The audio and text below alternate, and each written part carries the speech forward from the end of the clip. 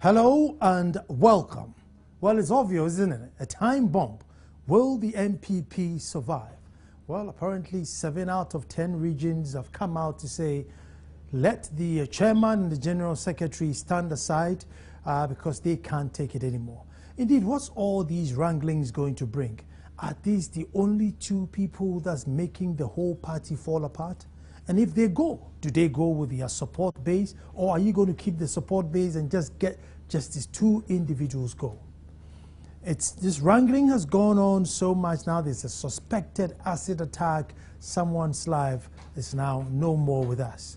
And here we are with the NPP in the news, not for good reasons, but bad reasons. And indeed, these are supposed to be our only alternative.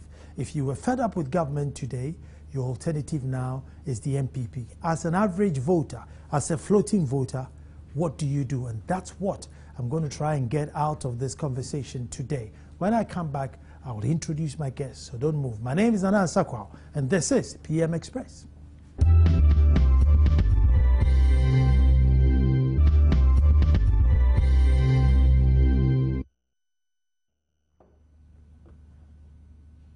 Well, thank you very much, and thank you for staying. The time bomb, can the NPP survive? And it's amazing that this is, you know, as a citizen of the country, we have two main parties. It's either the NPP or the NDC, and we take turns in voting them in and voting them out. So one comes in, you get fed up, and then you bring the other one in. But we've gotten to the point where, you know, look around us. There's Doomsaw, there's IMF. So basically, we are sort of a glorified HIPIC country. NHIS is struggling, education, health, everything is in trouble. So you'd want to think, well, let me try somebody else to see if things could get better. Who do you turn to? All the other parties are too small and may not be able to form their own government. So you have to look at the NPP. And you're asking, is the NPP the true alternative? Indeed, are they even going to survive the rest of the month until it's time to go to elections? Who knows? That's what we are going to find out. With me in the studio is Kamal Dean Abdullahi, who's NPP's National Nasara Coordinator. And I say thank you very much for coming. Well, thank you very much for this opportunity. I don't envy you at this time when you get called to do interviews either on radio or TV. I don't envy you at all. Yeah. But before we even go, I mean, I've always, what's a Nasara Coordinator? Yeah, Nasara Coordinator. I mean, what is it? Well, Nasara is one of the special wings, or special organs, I should say, of the party. We have the youth wing, we have the women's wing, and then we have the Nasara wing. These are the three special organs of the party, deemed, you know, to be so by the elders of the party, as it were.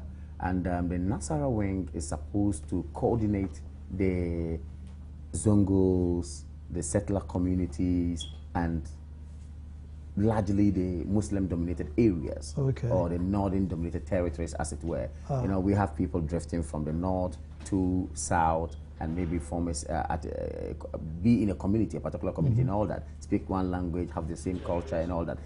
Different from the indigenes of the area. Now, Nasara is supposed to identify these people, reach out to them, sell the policies of the program, the program and policies of the party to them, to be able to, as it were, you know, woo them to our fold. Okay, yeah. Okay. So at least we know what Nasara is, and there's the coordinator.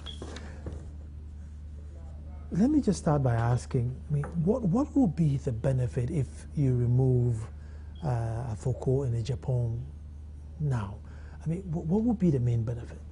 Because there is a loud cry in the party. we are not there yet, are we? No, there's a loud cry in the party. Yes. If 7, you know, regions out of the 10 are calling for the same thing, then it's quite a number that you don't want to ignore. First of all, as an officer and as a member of the various committees or bodies of the party, I would say emphatically that as we sit now, there has not been a single document, okay, to or towards our outfit, as it were, or that we have received, indicating that there's going to be some removal of some officers as we sit now. However, the media, of course, have fed us with some amount of information regarding some regions putting themselves together and then writing a petition or maybe signing to a petition and wanting some action to be taken on one way or the other. I would say that I'm going to premise my comments on what or where we are as of now, until and when that these particular petitions that gets to our fold or gets to our, as it were, our gets into our custody, then we peruse it, we look at it. The National Council in its wisdom, whatever decision that will come out, then we can speak to it from there. Going forward, we'll say, okay, what will be the repercussions if indeed this happens, or what is going to actually be the fate of the NPP if this is going to happen. So answering this question for me would be a bit, dicey since we are not there yet. Okay, let me rephrase my questions. Sure. To the 7 regions, and I don't think you can say that, oh, nothing ever happened, the media just lied. No, I'm not sure. Yeah, so, there are 7 regions who have expressed dissatisfaction in the General Secretary and the Chairman, and they probably want them replaced or stepped aside, or, what will be the advantage to the party or disadvantage to the party? Well, we're back to the question, same question. Certainly there wouldn't be any group, okay, which is supposed to be working in collegiality or collectively, who would be happy or say that we are happy to have gotten rid of some of our team members, as it were. There wouldn't be, I'm not sure there's any such group, as it were, reasonably. However, Article 10 of the Constitution of the party tells you that, yes, there's room for removal of officers. There's a provision that tells us that as an officer, as I said here, if the delegates, of course, who elected me, thinks I am not living up to expectation, and of course, I think there's a clause somewhere, Article 4, thereabout, where it talks about misconduct and what misconduct is or how misconduct is defined and all that. Now, if you fall that within that, of course, and they would have to take actions, they can resort to Article 10 to do that. So I believe that in the wisdom of the framers of the Constitution, they thought that no, maybe there will be a time where some difficulties would actually be faced and may lead to an officer to be ousted or something like that. So I want to say that it will not be good in our interest if collectively we're working together, things are going on well, and everything seems almost right, that we say we want to lose a team. No. However, there could be a condition, as it were, necessitating for this removal we're talking about, which may actually be disadvantageous to you, but you weigh the pros and cons of it, actually. You are in touch with the grassroots. Sure. Proper grassroots. Is it a coincidence? You had Sir John and Jake. Every party, every human institution has rambles. I'm a chief, so I'm the first to tell you that one of the most difficult things to manage are human beings. And I read somewhere someone said he'd rather manage 1 million cattle than even 5 people. Wow. Yeah, and I understand why. But when you had Sir John and Jake, you had just the normal wranglings and everything. But when you replaced them, coincidentally or accidentally or surprisingly, amazingly, there's just one too many wranglings, and they all lead to one door, the secretary, general secretary and chairman. Now, in answering this question, I would first of all would like to begin or start with a question. And my question is simple. Have we as officers done self-introspection? Have we looked into ourselves, deep inner self, and asked self, what am I up to? Am I on the right path? Am I not on the right path? What will be the judgment passed on me by the people or the very people I seek to lead? You should be asking yourself questions. Now, you just said that, yes, hitherto when we had Sir John and other people, we did not have so much problems. Maybe we had. I may disagree with you on that point. Maybe we had, but it depends on how it was managed. As it were, that's one. Not to the point where you wanted them out, or you won't even allow them to come to their office, or they needed security for their own protection. Not to that level. Not to that level. I think we must all regret where we are today as a party. If we really want to be, factual. I don't believe that there's any, true NPP person who would say I'm happy about things now. But I'm saying that, yes, if you are supposed to be given a task to ensure that you lead people, like you said, human beings are so difficult to handle, you're supposed to at least see yourself as a servant. See yourself as someone who listens, someone who, of course, takes decision to inure to the benefit of the people, so that you would not be at variance with the very people you're seeking to lead. So I am saying that maybe we are where we are today as a result of lack of this self or inner self introspection, and of course talking to ourselves and saying that no, as executives, what are we supposed to be up to? What are we doing? No, what did we do yesterday? You keep saying executives, but the whole thing leads to two individuals. It's not as if the whole party is upset with the organizer and they're upset with the organizer. Nana, respectfully, we're going to be a bit unfair to the only two people. You see, I want to speak in generic terms because, like I told you earlier on, there has not been, as we speak now, okay, any petition to us, even though, yes, we heard that some regions have actually said they've had meetings, they've written, and it's yet to come to our fold. Now, if it does come, then we'll look at it, okay? Maybe there'll be a meeting called, National Council is going to sit on it, we'll all look at it and say, okay, you want me to give you specific instances? I do know. I'm not disputing the fact that there has not been such meetings. There have been such meetings, but I wouldn't like to preempt the outcome of what National Council will do. You get me? So if I should be answering questions like, yes, what is necessitating or causing this, what actually will be the end result and all that, when we've not gotten there yet. What if tomorrow they say, the regions come to say that, okay, we said it yesterday, but we have withdrawn. I'm saying that. We didn't get it. No, I'm saying that about 95% of your agitation sure. all lead to two people, either Mr. Foku or Mr. Jepo. Well, let's look at the structure. Look at the hierarchy of maybe the national executives. Fact is, the General Secretary is a very important, as it were, position. Okay? Yeah. The chairman, arguably, is supposed to be the head of the party. Okay? If not even a fact. So these are very two key positions. Sure. And I believe that today, a lot of people will say, this government is not performing well. We are going towards HEPEC because of our debt to GDP ratio. We are going to IMF for a bailout because all is not well. Our CD is depreciating, all is not well. All boils down to the fact that we have a president who is going to be blamed. Hasn't he got ministers? He's got ministers.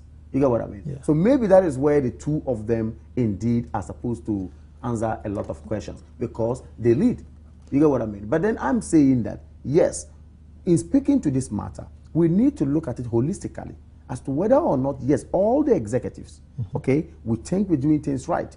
Okay, yes, we all have to look. I'm a NASARA coordinator. What am I doing as a NASARA coordinator? Are the people happy with me? Am I someone who is championing the cause of peace? But you can go. Can you go to the head office?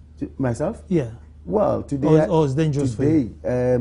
Today, in fact, ever since it happened, I went there. I think today is the second time I've been there. I was there today. And you were welcome? Calm. I was there. John Boyd was there. A lot of officers were there. So I'm surprised at the news that some people are saying some cannot come to the office and all that. But truth is that yesterday I was in the office and Samuel Oku, I did see him in the office. I did see the national organizer in the office as well. So, so it comes back down to the same two individuals, whether they have ministers or not. All the allegations are literally directed to them. I mean, Governor took office and decided to make some changes. He probably, meant well. It didn't go down well. Sacked people, didn't go down well. So I mean, there are instances when to Upper East to do a meeting and the simple courtesy of informing the chairman didn't come out, and everything leads to all boils down to your approach. You see, I want to change people. How am I going to effect that? Okay, I want to change security. How am I going to effect that? I believe that all boils down to the approach that you're going to, as it were, use as the leader then. Okay? So sometimes, like that's what I said, that you should see yourself as a servant, weigh the sentiments of the people, look at how things go before you take decisions. Somebody has said that, look, he who makes peaceful and lawful change impossible makes violence inevitable. There are people who argue that way. So, like I said, back to my point again, self-introspection. What did I do wrong yesterday? I have to be careful. How am I going to go about it? How am now, I? Who am I talking? Even though I don't say all the officers Sure. are perfect, Sure. I think the mistakes that the other officers are doing are acceptable in the eyes of the party members. That, well, he's human, he can err. But these two guys, I think they go beyond where it's is acceptable, and therefore the party members don't accept it. That no, as for this, it's not a basic mistake. It's too far. Well, that's why I said earlier on that yes, your actions will determine the kind of judgment you're going to get. Your inactions may also determine the kind of judgment you're going to get. That's what I said earlier on. And I'm saying that, yes, you are just saying that you think maybe some mistakes committed has some amount of... the Greater Accra Regional Chairman is saying that, look, to these two guys to step aside, and he's fairly big in the party. Greater Accra Regional Chairman is saying so. He's leading the grassroots, or he's leading the people of the Greater Accra region. Maybe I believe he's listening to his people on the ground and speaking on behalf of his people and all that. Again, I will say, he has expressed his views. He said what he wants to say. The process or the procedural, as it were, course is there for us to follow. Let us get there and then be able to speak to it properly. Otherwise, we'll be jumping. Let's take an insert and listen to what he says. Well, it has been happening from the day we voted for the present national executives. We have been trying to manage it, but we just got 1.5 years to go into election 2016, and we feel we cannot sit back again. Something must be done. The party have never known peace since they took office. We've been trying to talk to them, but they've been doing things that make them always on one side against their colleagues. Whilst we below, we are waiting for them to bring out strategies, plans for us to execute the 2016 agenda. They will always be quarreling among themselves at that. What is that? We are tired of their quarreling at the top. We are seriously tired of that. For what we are doing now, they are not constitutional. But one fact is that the people who took that decision were the people who voted them into office. So it will be very easy to invoke the necessary provisions in our constitution if they will not adhere to our call to step aside. We are counting on the National Council of Elders mainly to go down and start talking to them. I have been informed that some discussions have already started taking place. We are waiting a week, two, and if we are not getting any response coming out, we advise ourselves. Well, thank you very much, and that's the Greater Accra Regional Chairman. Sure. That's it. Expressing sentiments which I think runs through the grassroots of the party. Now, since these two guys came, we have not known peace. It's one thing after the other, and they are mainly petty things. Yeah. Oh, very trivial things. You stood on the left instead of the right, therefore this, or you didn't do this. I am national, you are regional. This. Well, what the chairman said, I think, comes to buttress the point I made earlier on when I said that the Constitution already gives a provision, for removal of an officer and all that. What's the procedure? I think Article 10 will tell you that yes, delegates who 40% of the delegates who voted you at the National Delegates Conference can bring a petition against you calling for your removal, and of course with stated reasons. There must be reasons to back their call and all that. Now, having had that, you would have to, as it were, come up with a committee to give them a hearing, as natural justice actually demands. Then maybe their side of the story will be told. The committee would have to report back to National Council. National Council will determine and look at the recommendations of the committee as to whether or not they are to uphold the said call or not. Now, if it is to uphold the said call, there will be an extraordinary conference held, to ensure that 75% of the delegates conference agree to the recommendations of the National Council, as it were. So it's quite a whole lot of process. That is for removal of an officer. But if I heard him right, he was talking about the demand for them to step aside for an incident, a very sad incident that occurred last week Wednesday, or just this Wednesday past. What informs it? Trust me, we're human beings. We're supposed to be a political party or a human institution. We're supposed to have, dealings with each other and all that. And we're supposed to disagree at a point, and then maybe at a point we agree to move on.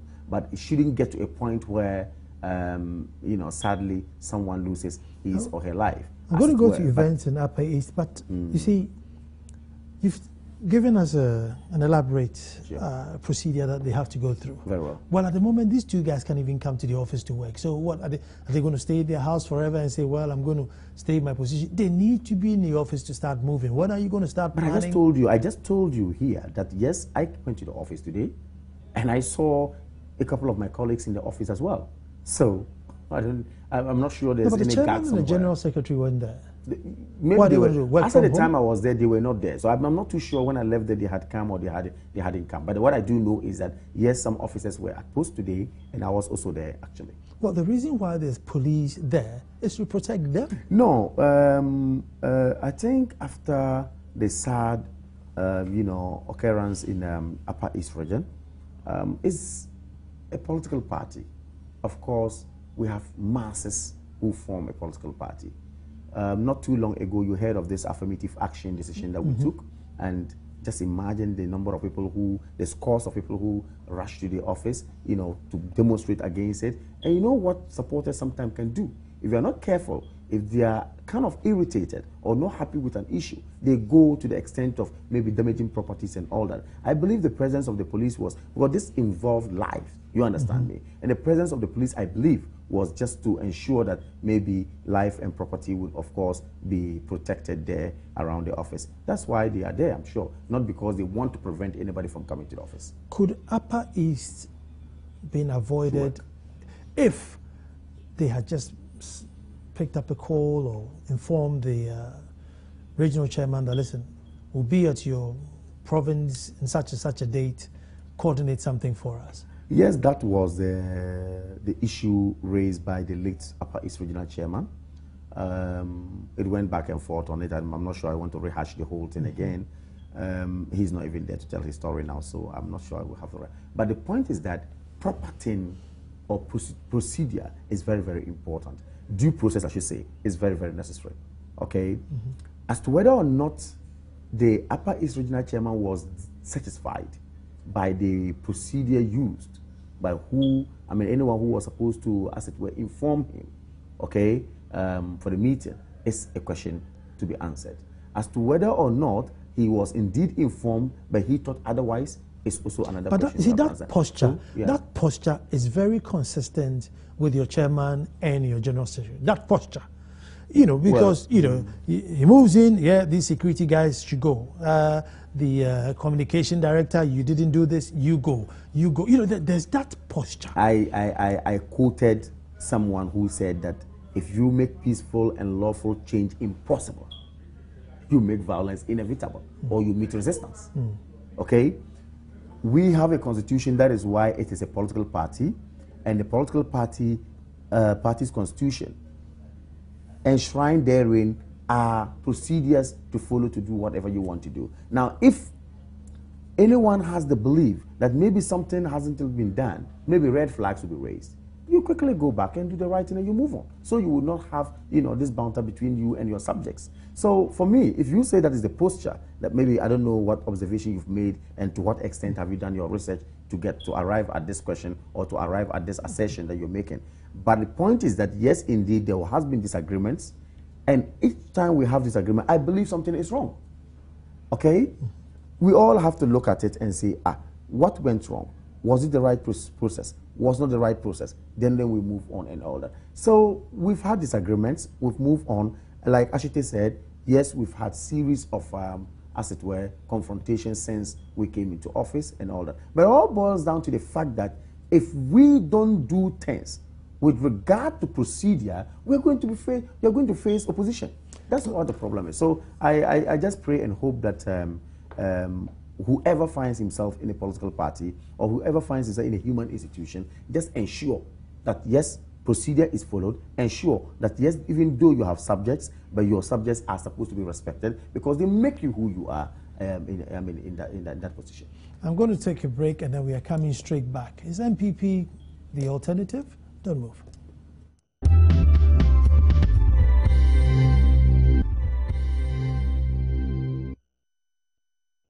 Well, thank you very much for staying. A very, very interesting conversation. Well, depending on which side of the fence you are, it could be interesting or not. Time bomb, can the NPP survive? And just before the break, I was asking, if you were a floating voter and tomorrow was actually voting day, I mean, would you go and stand in a queue from 4 a.m. till probably 3 p.m. just to wait for your chance and, you know, vote the NPP back into power? You probably wouldn't have done that, Kaba. Why not? Why wouldn't you? Well, you haven't portrayed anything that is worth handing over power to. I mean, between yourselves, there's so much disagreement. One then says when real power comes, you know. I'm not sure it's the first time a political party in this country is disagreeing at a point with either the general secretary or whoever or any officer in the party. It's not the first time. The NDC won elections after they had issues with Josiah Aye, didn't they? Yes, they did. Oh, so that was an alternative to Ghana. I mean, to the people. No, but I mean, I think upon having problem with their general secretary to the extent that he was suspended. Okay, a deputy general secretary at the point. Sorry, I think he was a deputy general secretary, now national organizer. At the point was suspended. Okay, it never got NDC not winning power. You get what I mean? So you see, it just stands to reason that indeed, once it's a human institution, you are supposed, you just said that it's very difficult to manage human beings. You're supposed to have challenges. And as and when they come, you try to surmount them. And I believe that the NPP is working assiduously, very strongly, you understand, vehemently, to surmount this particular challenge that we have. Come on, let me speak to Dr. Alidu Said, who's a political science lecturer. Let's get political science to see what dimensions we go from here. Doctor, you're welcome. Hello? Hello, good evening, Nana. Good evening, Doctor. You're welcome. Thank you very much. We well, the big question here is a time bomb. Can the NPP survive? Obviously, it's not going to, you know, die out. But I mean, will they survive enough to become a strong force to be an alternative for a floating voter to vote for? Yeah, it's true that the NPP is going through a lot of crisis. But if I am a floating voter now, I will think twice before voting for NPP. Because even if this government is not doing well, let's assume that the government is not doing well. The party you are going to vote to replace the government must be a credible alternative to the government. Credibility goes in several ways. One, the competence of the party that you are going to replace the incumbent government is one. The expertise and the competence of the people that are part of the party is two. The leadership credentials of the party and their past historical experience. But what is more crucial now is their ability to do better than what the government is doing. And a party that seems not to be able to manage their house well, a party that seems not to demonstrate leadership at the time that it is mostly needed, the party that cannot calm the neck of people from the grassroots level to the top, cannot be said to be a credible alternative to the government. So until the NPP is able to demonstrate leadership, and now they need it. If they're able to do that, then Ghanaians can now put confidence in them and believe that even when we are at a crisis point as a nation, we can entrust our destiny to a particular leader. And to be able to do that now at the party level, people will not entrust that mandate to them at the national level. Doc, the other thing is, you know, that within the grassroots of the NPP, there's this cry or this wind blowing that, you know, the chairman and the general secretary should either step aside, resign. Would it be any advantage? Because it's not a coincidence that as soon as the two of them assume power, there's been too many unfortunate instances in the party, pettiness, you know, a lot of pettiness and bickering. If they go, is there an advantage or disadvantage to the party? I think after the Tamale Congress that elected this current crop of executives, there has been that particular element of suspicion and mistrust in relation to the General Secretary and then the National Chairman. They have survived all the odds that the Nana Addo Akufo-Addo camp placed before them.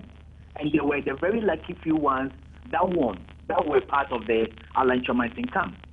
So the suspicion has already been that these people are not in support of the flag bearer of the party.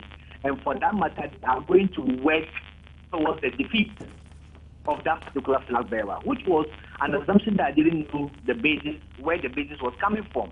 Now they have won.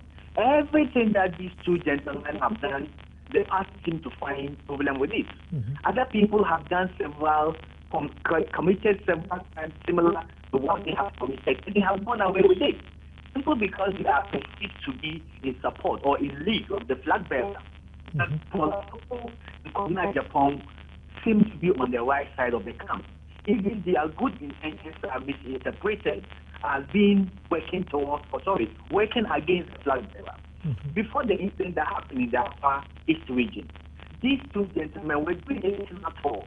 They were moving from one region to the other, canvassing support, selling the policies of the NPP to the people. Then when they got to Upper East region, they almost started spreading that they were campaigning against the flag bearer. That led to this attack that happened and disrupted that particular meeting, and the unfortunate incident that followed subsequently. So I think because of the high element of suspicion, coming from the fact that these two gentlemen were perceived to belong to the Alan Chomantin camp and not the Akufo-Addo camp, has speculated, has brought this party to this particular crisis point that they are facing.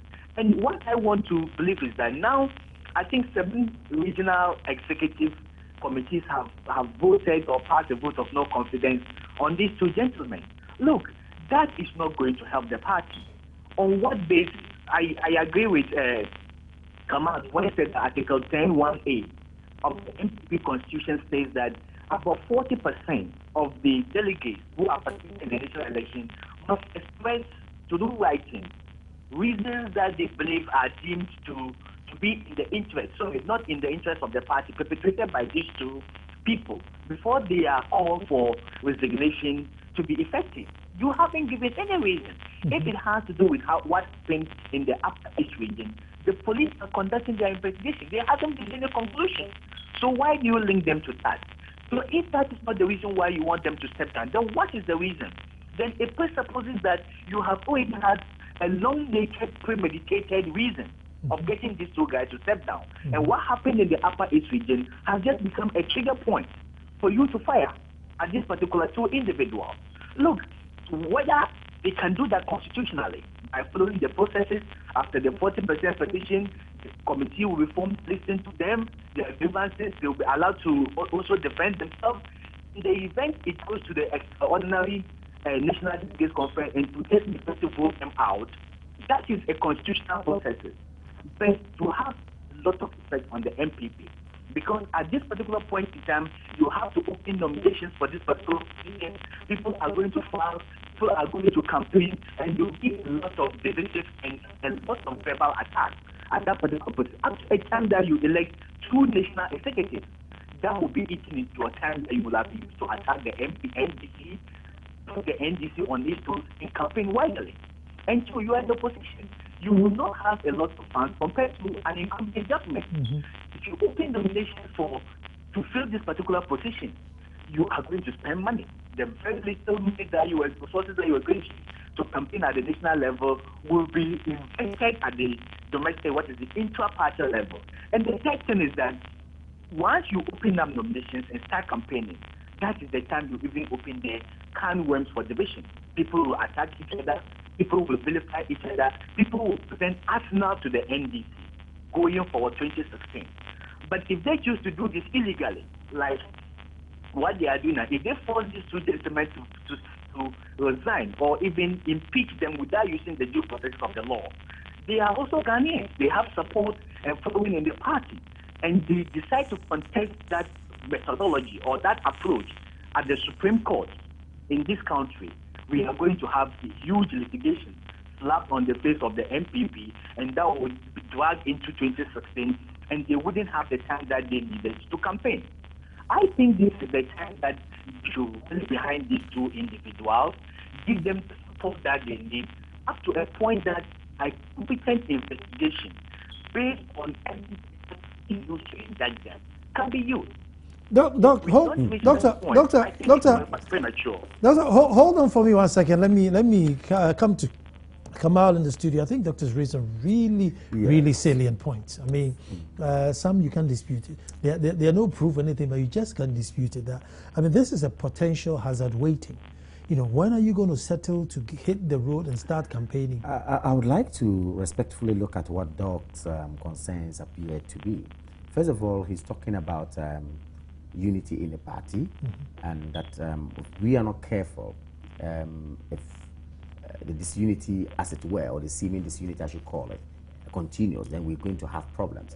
We should not forget that we have a flag bearer who is supposed to, as it were, lead us into an election, who was voted for by 94, I should say about 94% of the voter population in terms of delegates and all that. He had an overwhelming support on the ground. That tells you clearly that the ground is actually potent. The grassroots supporters are ready for the party and move on. Again, we would have to know, or it's important for us to note that these 7 regions that we're talking about, that yes, they've come together and almost unanimously saying that we do not want this person or that person, we want to pass vote of no confidence, still constitutes the people on the ground. And they represent the people on the ground, as it were. You get what I mean? Okay. Thirdly, Doc, if I heard him right. No, so what's your point? My point, that means the party is united? The point here, of course, we may have issues at the top. We may have some, I mean, well, if the top is rotten, the tail is going to rot. It's not possible. When you read think you can win an election with just go this take Article 125 of the Constitution of Ghana. No, clearly, no, just listen to this. You think if we are told that justice or power emanates from the people, listen to this. Yeah. You see, and the people are saying they don't want these two guys. Absolutely. Therefore, the ground, indeed, the question as to whether or not we are united or we are not united is not actually going to be the case. The point is that those who are on the ground, those who indeed constitute the party, who decide for the party, that is why we say the National Delegates Conference shall be the highest decision-making body. A chunk of them say we are passing vote of no confidence. However, if he questions the procedure, I agree.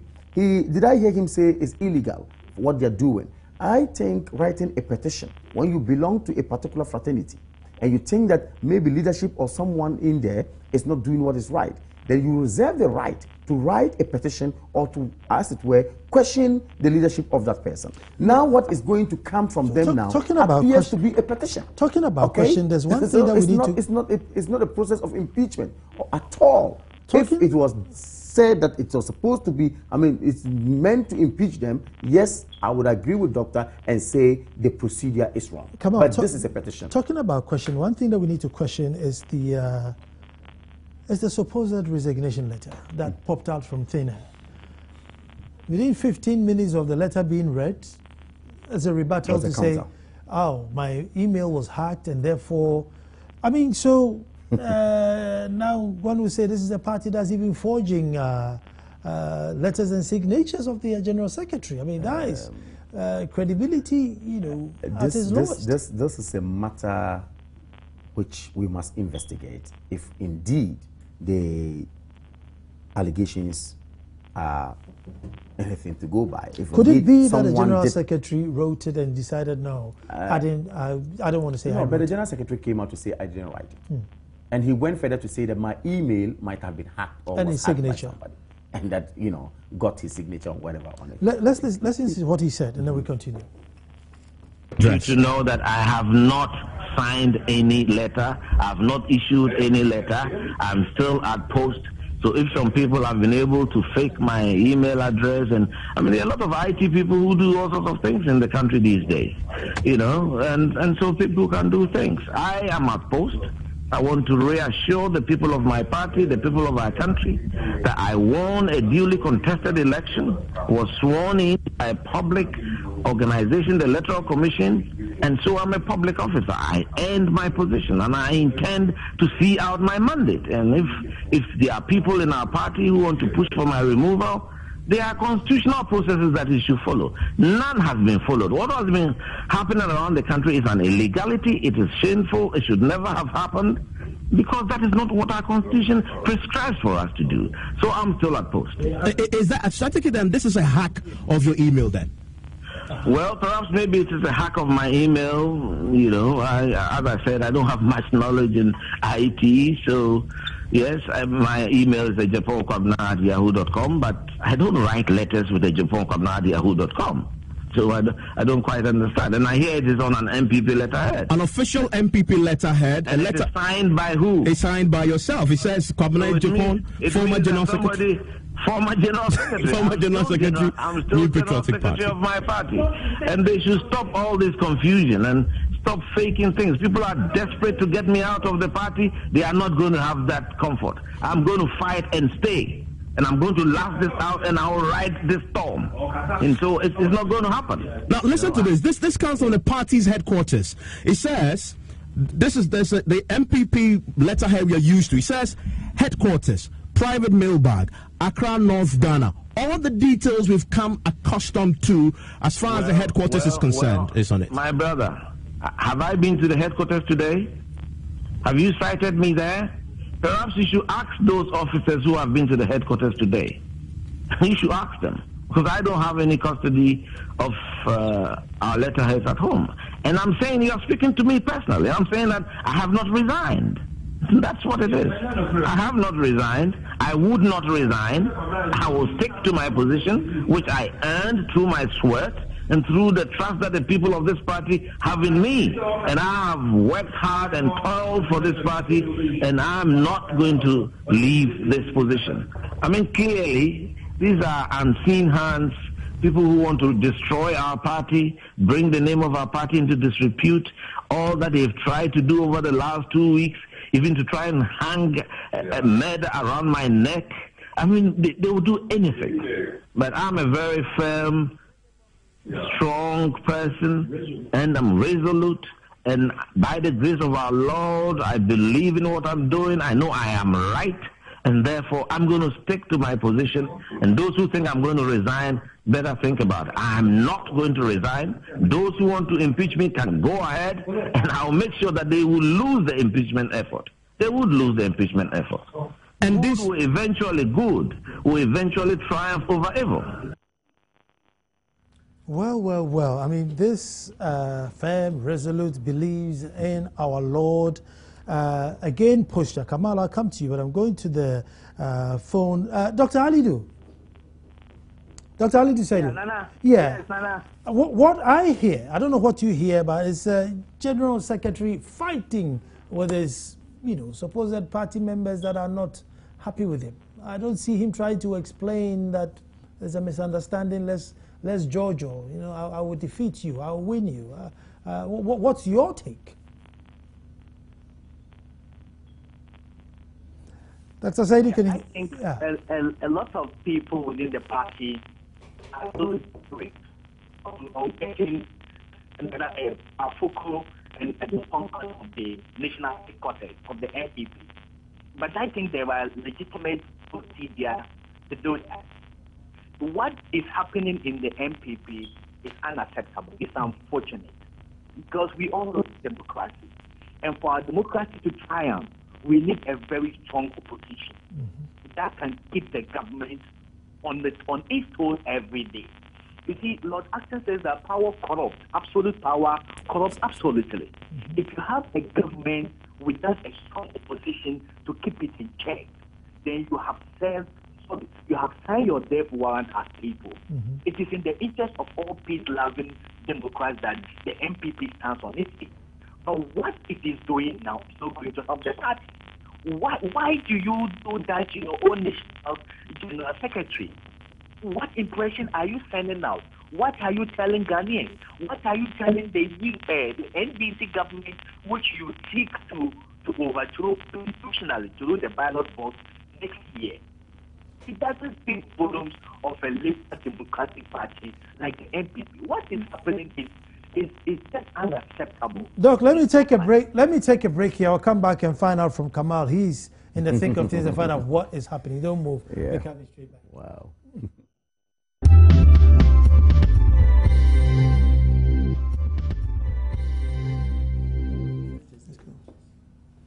Time bomb. Can the NPP survive? What an interesting conversation we're having here. And I'm just going to go straight to Kamal and say, Kamal, how is the party going to survive with all this? It's just too many issues on one party. Well, I'm very optimistic about our survival. I am very optimistic about we bouncing back and being formidable towards wrestling power in 2016. Very optimistic. I've no doubt about it. With the General Secretary, and again, I come back to posture. Yes. I come back to posture. I don't know if he means to say the good will triumph over evil. Who's evil? They will, I was just saying something. Defensive.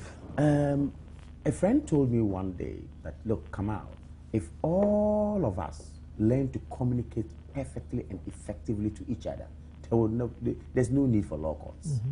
Because communication, of course, out of that we drive understanding. And once there's understanding, we are okay. You get what I mean? So I think that sometimes you may not mean to say this, but the way you couch it, the way you come out with it is what someone will have problems with. Mm-hmm. Now, yes, it's sad to hear that someone had hacked into, per the allegation of the General Secretary anyway, into his email to have gone through to write this kind of statement and bring it out, purporting to mean that he's the one who actually issued a press release towards his resignation. That is very sad and is very, very bad.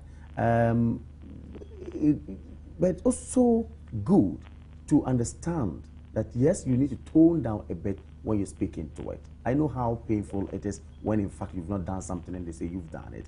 However, if you're talking to the people, if I heard him, he said, if you want to impeach me, go through the right process. And he's surely going to go through, win this, this process if you even initiate it. Yes, you are. However, let's not forget about 7 regions.